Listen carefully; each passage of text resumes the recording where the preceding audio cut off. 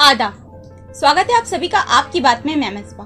आज हम एक खास मुद्दे पर बात करने जुड़े हैं। खास मेहमान हमारे साथ हैं, उनके साथ चर्चा करेंगे। एक ऐप इन दिनों काफी विवादों में है, सुल्ली डील्स। हो सकता है आप लोगों ने इसका नाम सुना हो, इससे जुड़े विवाद जानते हो, लेकिन जिन्हें नहीं पता उन्हें बता दूं कि यह एक एप्लीकेशन है जिनमें मुस्लिम महिलाओं को टारगेट किया जा रहा है।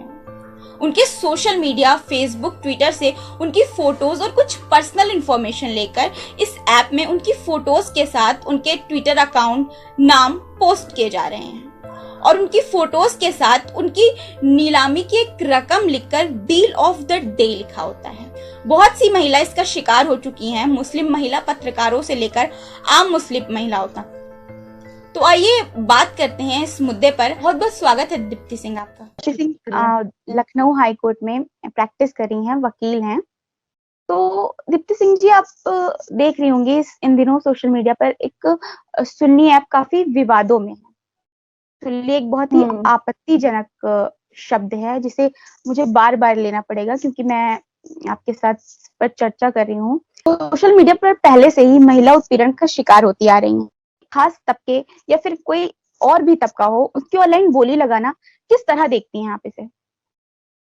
मिसवा, देखिए, महिलाओं के जहां तक उत्पीड़न की बात है तो हमारे समाज में महिलाओं के खिलाफ अपराध लगातार बढ़ा है और सोशल मीडिया भी एक तरह से समाज का ही एक अंग है। जो लोग समाज में हैं वही सोशल मीडिया को भी हैंडल कर रही हैं।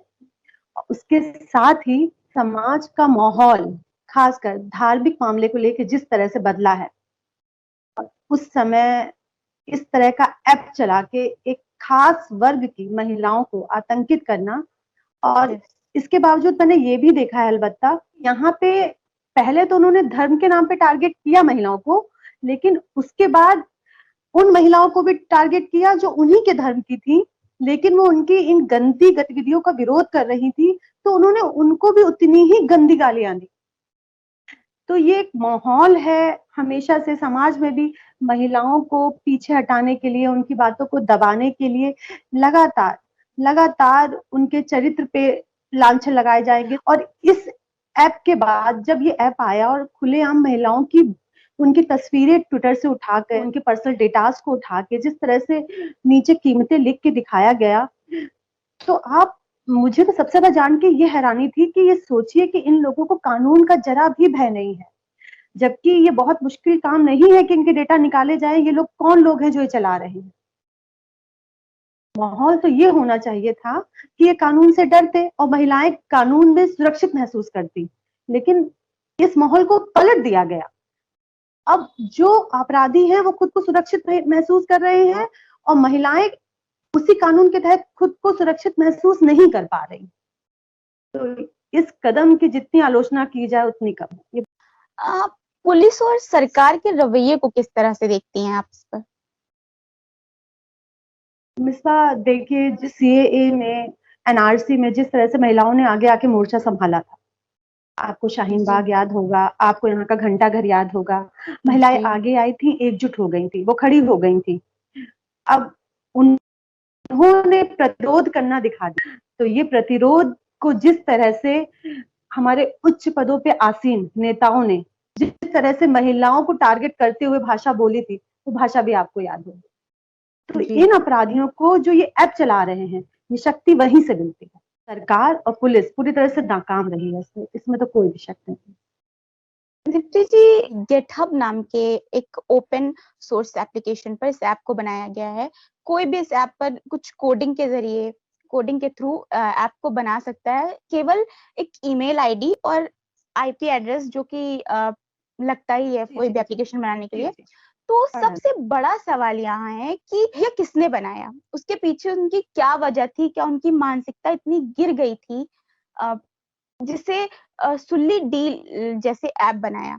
तो उनकी तलाश अभी तक पुलिस कर ही रही है।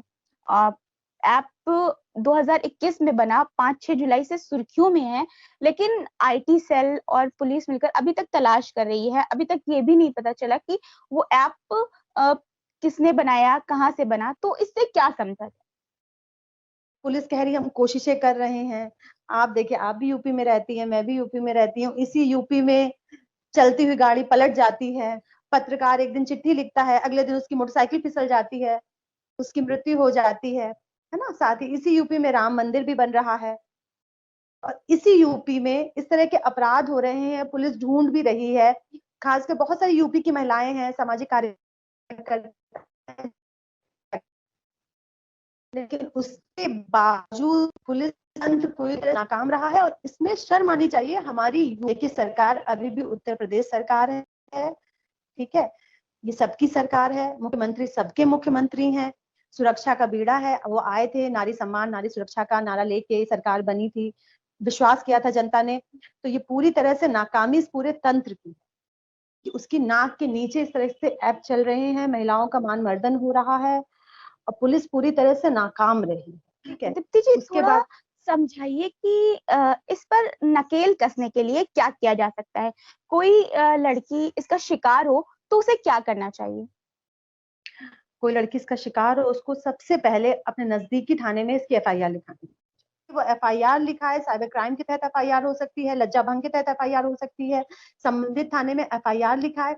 और अगर एफआईआर नहीं होती है तो वो सीधे मजिस्ट्रेट को लेटर लिख के एफआईआर के लिए बोल सकती है कि मेरी एफआईआर दर्ज की जाए, क्योंकि कई बार ऐसा होता है कि थानेदार एफआईआर नहीं लिखते। दीप्ति जी, ये जिस तरह का ऐप बनाया गया है, मतलब ये सिर्फ मुस्लिम महिलाओं को टारगेट करने के लिए, क्या ये जो कुछ ऐसे लोग होते हैं कट्टर, बिल्कुल उनके दिमाग में भरा क्या उनके जहन का जहर है जो अब सामने आ रहा है?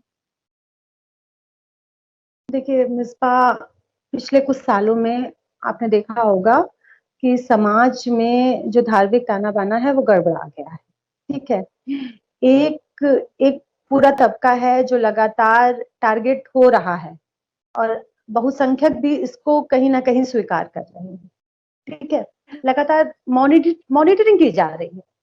जब बड़े पद पे बैठा एक नेता ये बोल देता है कि हम कपड़ों से पहचान लेते हैं, तो आप कपड़ों से क्या पहचान रहे हैं, ये संदेश चला गया है जनता में। एक माहौल जो तैयार हुआ इस देश में, जो एक संतुलन था, वो जब बिगड़ना शुरू हो गया तो कई बार ये जो कट्टर लोग होते हैं ना मिसबा, ये एक वायरस की तरह से होते हैं। जैसे वायरस को जब अपने अनुकूल माहौल मिलता है तो वो ज्यादा बढ़ने लगता है।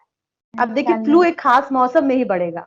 तो अब इनको लगा कि इनके साथ का माहौल तैयार हो गया है, तो अब ये खुल के अपनी बातें करने लग गए, ये खुल के बोलने लग गए। ये जो एक खास समुदाय की महिलाओं को जो टारगेट किया जा रहा है, अगर इसको अभी नहीं रोका गया तो यकीन मानिए ये हकीकत है कि यही नहीं रुकेगा।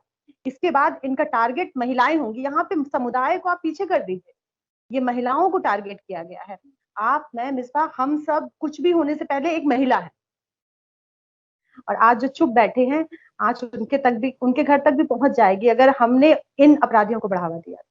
बचेगा किसी का घर नहीं। बहुत बहुत शुक्रिया दीप्ति जी, आपने अपना समय हमें दिया। देश के प्रधानमंत्री हो या राज्यों के मुख्यमंत्री, उत्तर प्रदेश हो, हरियाणा हो, पंजाब हो, बिहार हो, कोई भी राज्य हो, महिला सुरक्षा की बात हर जगह की जाती है। तो जब एक खास तबके के खिलाफ, एक खास तबके की महिला को इस तरह एक साजिश या कहें एक घृणा, एक गंदी मानसिकता का शिकार बनाया जा रहा है, तो क्यों उनके खिलाफ कोई सख्त एक्शन नहीं लिया जा रहा है?